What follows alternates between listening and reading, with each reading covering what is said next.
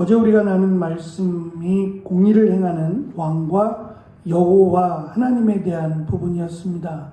하나님의 공의가 때로는 우리가 바라고 원하는 것이 아니더라도 그 하나님의 공의에 순종해야 된다는 거고, 정직하고 또 신실하게 살아야 한다라는 것을 강조했습니다. 또한 왕도 마찬가지로 공의로 나라를 다스릴 것이며, 특별히 하나님 앞에 죄를 범하지 말 것을, 그리고 하나님의 백성으로서 또 동일한 하나님의 백성으로서의 삶을 살아야 할 것을 솔로몬은 강조했습니다. 어쩌면 자신이 그렇게 살지 못했기 때문에 더 이러한 강조를 하고 있는지 모르겠습니다. 따지고 보면 솔로몬의 뒤를 잇는 이스라엘의 왕들이 만약 솔로몬의 잠언이라고 하는 이 강조하는 말씀들을 새겼더라면 이스라엘은 멸망하지 않았을 겁니다. 결국 그들이 이 솔로몬이 강조하고 있는 공의로우신 하나님을 두려워하지 않았기에 결국은 타락하게 되고 멸망했다라고도 볼 수 있습니다. 어제 잠깐 말씀드린 것처럼 오늘 우리가 읽은 1절, 21장 1절 말씀이 마치 어제 우리가 읽었던 말씀들, 공의로운 왕과 공의로우신 하나님에 대한 결론인 것처럼 공의를 행하는 왕과 공의를 행하시는 하나님을 비교하면서 왕은 하나님의 도구에 불과한 것이다. 비교할 수 없을 만큼 하나님은 위대하신 분이다 라는 것을 강조합니다.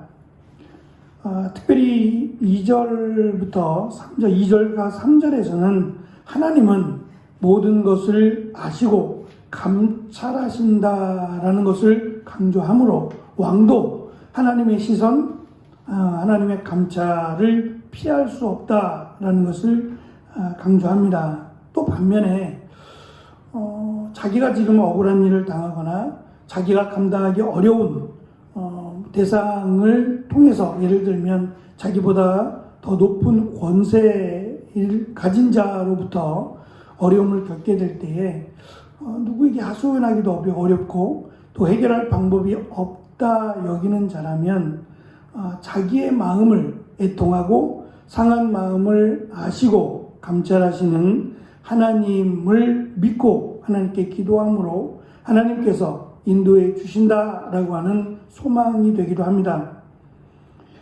2절의 말씀은 자신이 보기에 스스로 만족할 만한 신앙을 갖추고 종교적인 의식을 행하는 것으로 하나님이 기뻐하신다라고 생각한다면 그것은 오산이라는 겁니다.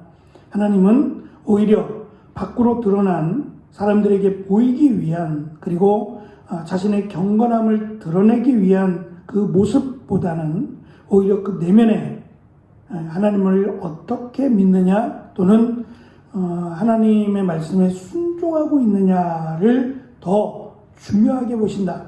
그래서 겉으로 드러난 형식만을 갖춘다면 하나님께서 보실 때 아무것도 아니다라는 것을 강조하므로 공의로우신 하나님에 대한 부분을 일단락하고 4절부터 8절은 세 가지를 설명하면서 악인의 계획 또는 악인의 멸망에 대해서 강조합니다.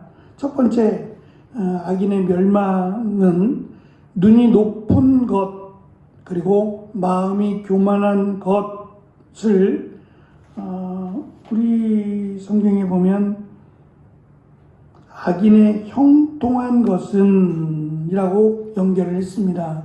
이 형통으로 번역된 단어가 등불입니다. 하나님께서 우리가 가는 길, 특별히 길과 관련해서 해가 떨어지게 되면 굉장히 어둡죠. 시골에 가면 우리가 느낄 수 있는 것처럼 해만 떨어지면 굉장히 어둡습니다. 이 어두운 길을 갈 때에 가장 필요한 것은 등불입니다.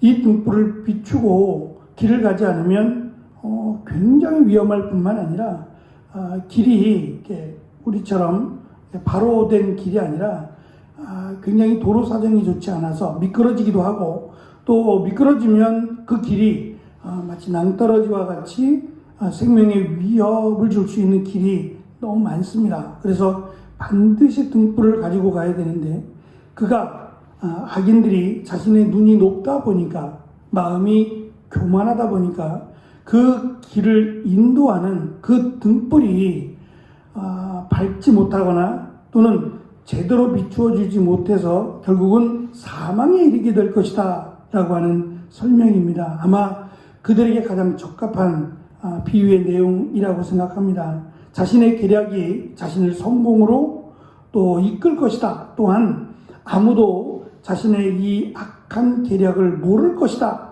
라고 생각하지만 하나님은 그것을 아시고 그들을 멸망으로 인도하신다 라는 설명입니다.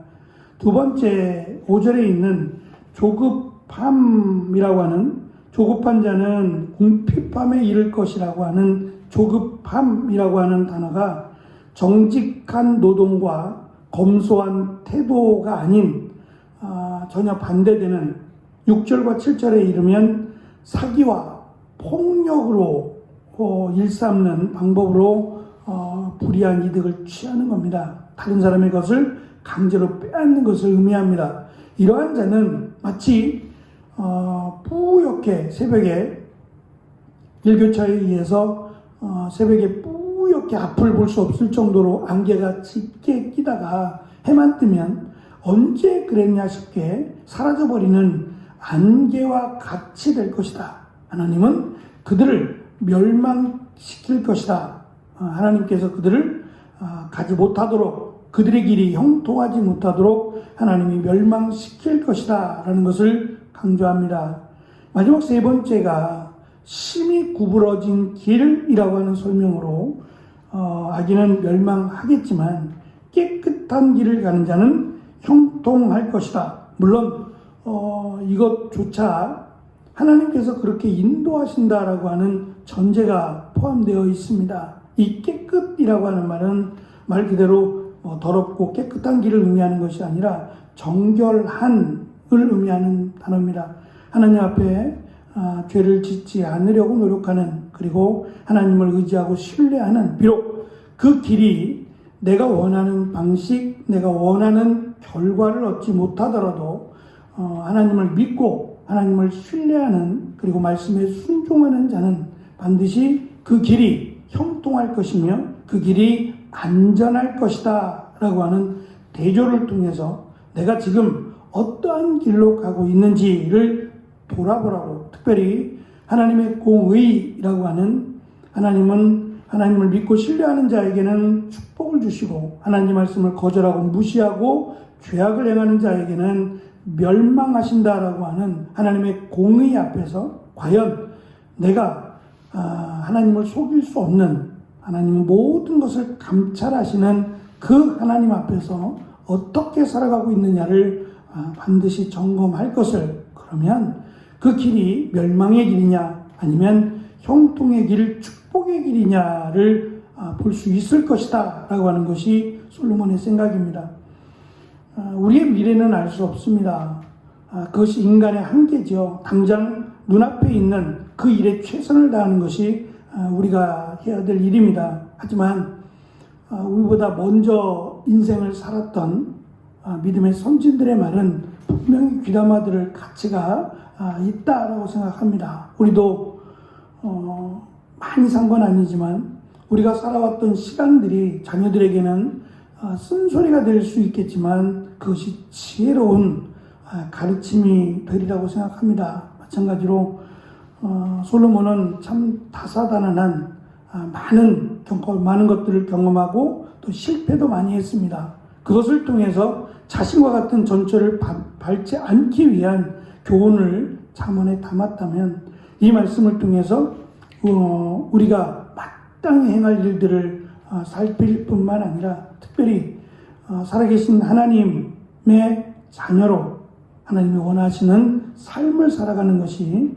우리가 마땅히 행해야 될 길이라고 생각합니다. 아직 해결되진 않았습니다만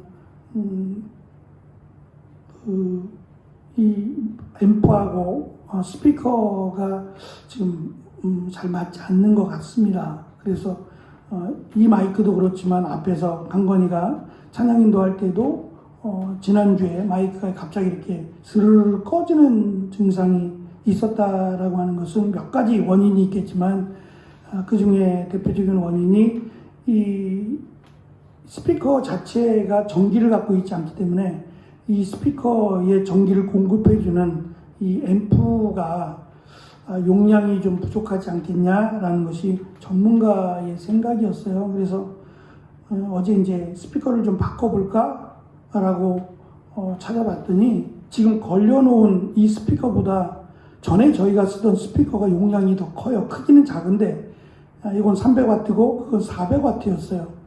그러니까 그거를 달면 더 문제가 생기겠다 싶어서 일단 스피커 선 하나를 뺐습니다. 한쪽만 지금 살아있는 거고 한쪽은 소리가 나지 않는 겁니다. 어제 조심스럽게 지켜봤는데 아무런 문제가 없었어요.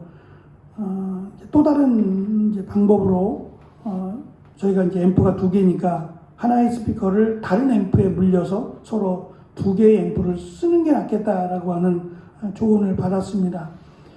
제가 느낀 것은 아무리 좋아도 감당이 안 되면 무슨 의미가 있겠어요? 제대로 소리를 낼 수 없다면 스피커의 역할은 그만인 거죠. 그러니까 제대로 된 성능을 발휘하려면 그것을 뒷받침해주는 마치 앰프가 있어야 되는 것처럼 뒷받침해주는 게 있을 때 제대로 된 소리가 날 수 있겠다라는 생각입니다. 우리의 역량을 10분 발휘할 수 있으려면 물론 우리가 열심히 수고하고 노력은 해야 되겠지만 우리에게 힘이 되시고 능력이 되시는 하나님이 우리와 함께 하실 때 그 이상의 더 큰 능력과 은혜가 나타나지 않겠는가라고 하는 것이 말씀을 준비하면서 가진 생각입니다. 오늘도 우리가 가진 힘과 능력으로 최선을 다하겠지만 하나님이 공급해 주시는 또 힘과 능력과 도우심으로 오히려 우리가 생각한 것보다 더 큰 은혜와 또 감사가 넘치는 귀하고 복된 하루가 되시기를 축원합니다. 기도하겠습니다.